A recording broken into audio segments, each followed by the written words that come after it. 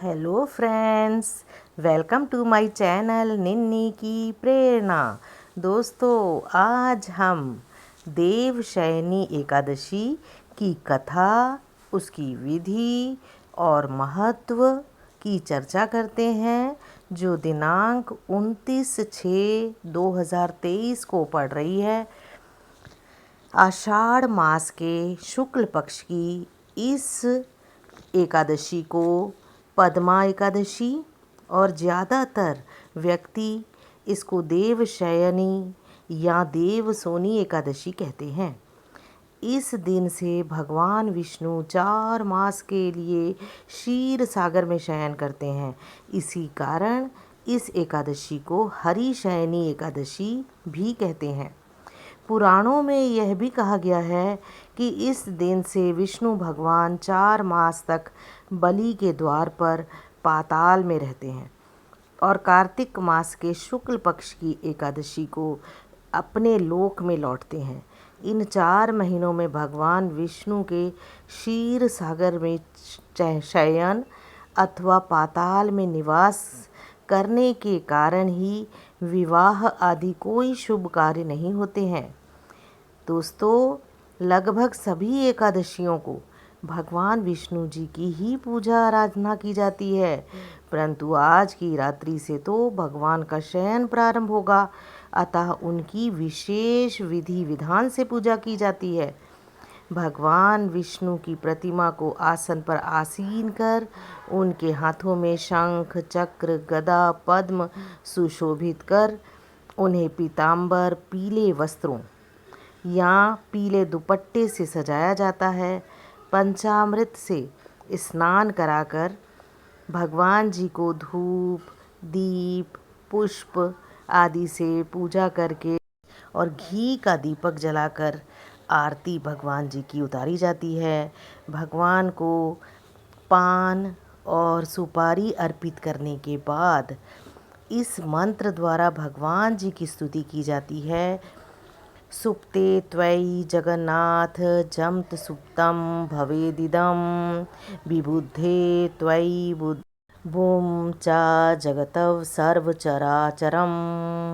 इस प्रकार भगवान जी की पूजा अर्चना देवशयनी एकादशी पे हम करते हैं। इसी प्रकार अन्य एकादशियों की तरह भी धर्मराज युधिष्ठिर ने भगवान श्री कृष्ण जी से पूछा, हे जनार्दन, आषाढ़ शुक्ल एकादशी का क्या नाम है, इसके व्रत करने की विधि क्या है और किस देवता का पूजन किया जाता है। श्री कृष्ण जी कहने लगे, हे युधिष्ठिर, एक समय नारद जी ने ब्रह्मा जी से यही प्रश्न किया था।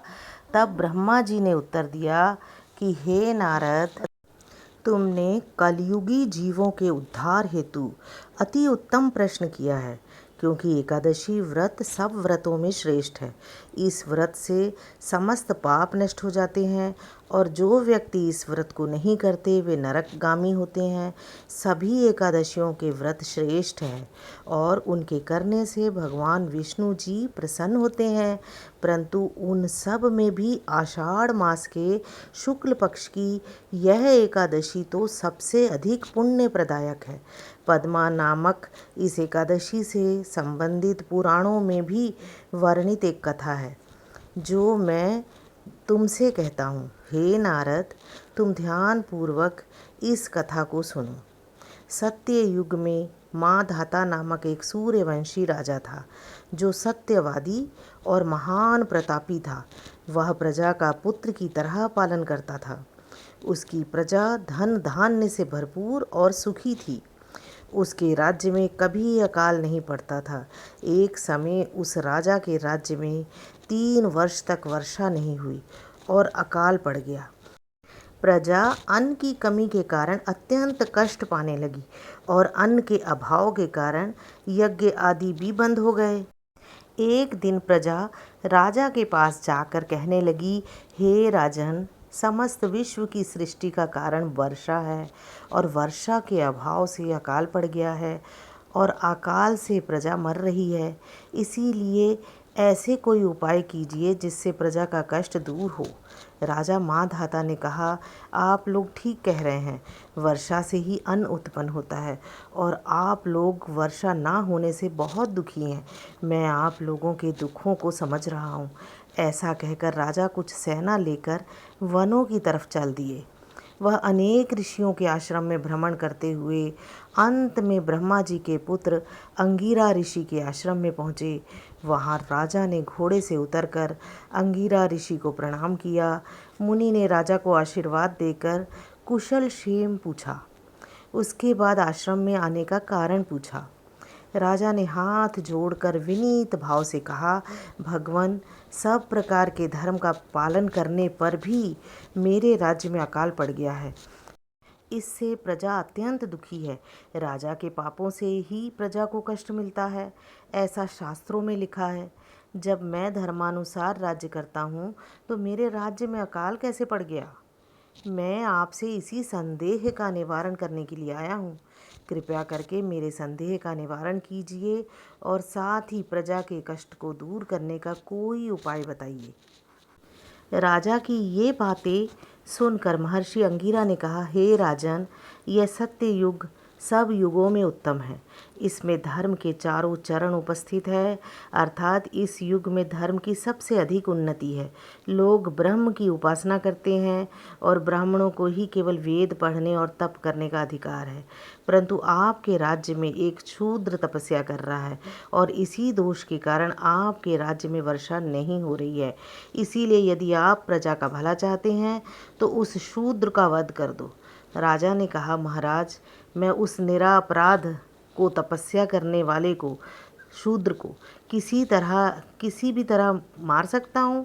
आप इस दोष से छूटने का कोई अन्य उपाय बताइए, क्योंकि शूद्र को मैं बिल्कुल नहीं मार सकता। तब ऋषि कहने लगे, हे राजन, यदि तुम अन्य उपाय जानना चाहते हो तो सुनो। आषाढ़ मास के शुक्ल पक्ष की पद्मा नाम की एकादशी का विधि पूर्वक व्रत करो। इस व्रत के प्रभाव से तुम्हारे राज्य में वर्षा होगी और प्रजा सुख पावेगी। इस एकादशी का व्रत सब सिद्धियों को देने वाला है तथा उपद्रवों को शांत करने वाला है। अतएव प्रजा सेवकों तथा मंत्रियों सहित तुम इस व्रत को करो। अंगिरा ऋषि के वचन सुनकर राजा अपने नगर वापस आ गए और विधि पूर्वक पद्मा एकादशी का व्रत किया। उस व्रत के प्रभाव से वर्षा हुई और प्रजा को सुख पहुंचा। और इस हरिशयनी एकादशी का व्रत सभी मनुष्यों को करना चाहिए, क्योंकि यह व्रत इस लोक में भोग और परलोक में मुक्ति का देने वाला है। और इसकी कथा को पढ़ने व सुनने मात्र से ही मनुष्य के समस्त पाप नष्ट हो जाते हैं। जय विष्णु भगवान जी। भगवान विष्णु भगवान जी की कृपा से हम सब का जीवन सुखी और समृद्धशाली रहे। हाँ दोस्तों, मेरी कथा आपको अच्छी लगी तो इसे लाइक करें और अपने दोस्तों में भी शेयर करें। और चैनल अगर पहली बार देख रहे हैं तो सब्सक्राइब करना ना भूलिएगा। Thank you. फिर मिलेंगे अच्छी जानकारी के साथ।